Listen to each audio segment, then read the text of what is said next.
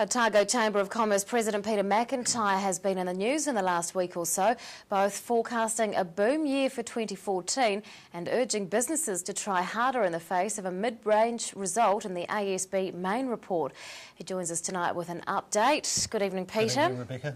Tell us about your prediction for a big boom in 2014. Well, most banks and of course New Zealand Treasury are forecasting 3% plus economic growth for 2014. So that's going to lead the pack of all the OECD nations, of which there are 34. So, that's on the back of better net migration numbers into Auckland, the Christchurch rebuild, but also, the commodity boom is continuing on, particularly in the dairy sector. So there's a number of factors that I think are going to drive growth. So, we're really predicting, plus 3% growth, which, is well ahead of the pack globally, really.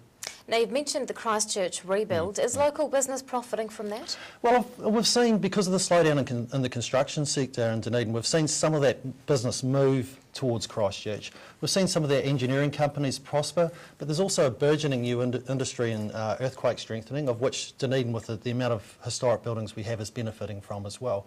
But if you're looking at prefabrication and some of the value-added products, probably not so much yet, but we're expecting over the next 3 to 5 years the Christchurch rebuild to take pace in earnest. So that's the time for us, Dunedin businesses, to really make some money out of it.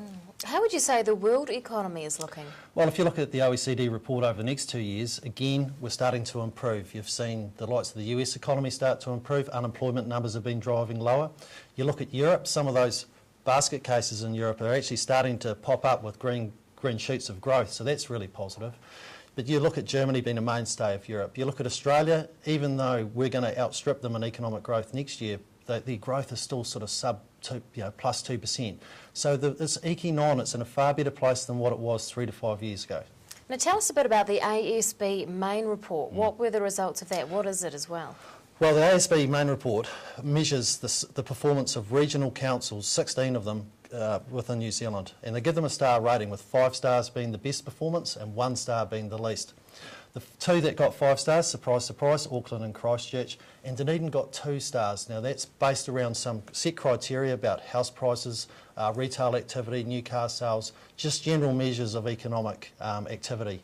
So we're fair to middling, and I would contest that possibly we needed 3 stars rather than 2. I was just going to say, was that 2-star result fair? Yeah, well, if you look at how they measured it, they measured that retail sales in the Otago region were pretty static year on year, but house prices really weren't driving. So they're saying because of that they took a star off us. Now I'm saying, on the other hand, well, is house prices really a measure of economic performance? I think it's more a measure of economic of wealth.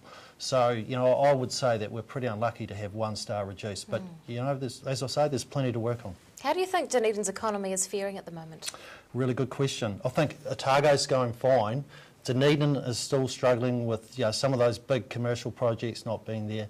I think small to medium enterprises are starting to grow a little bit. Retail's really tough.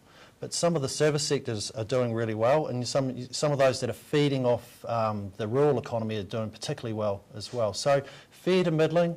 Again, there's more work that we can do here as well. What do we need to grow? To grow, I think we need to work on what we've already got, and that's a knowledge-based economy. And that's why InvaMay is so important for the Dunedin and the Otago economy, because that feeds into that knowledge-based economy. But I also think we need to take opportunities that come, particularly around the gas industry. Being a base for the gas industry, I think, is important.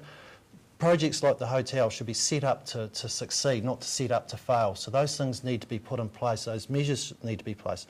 More red carpet, less red tape. All those key things that we talk about in our economic development strategy are really important for the city. We need to get on it, take our opportunities and drive growth from there.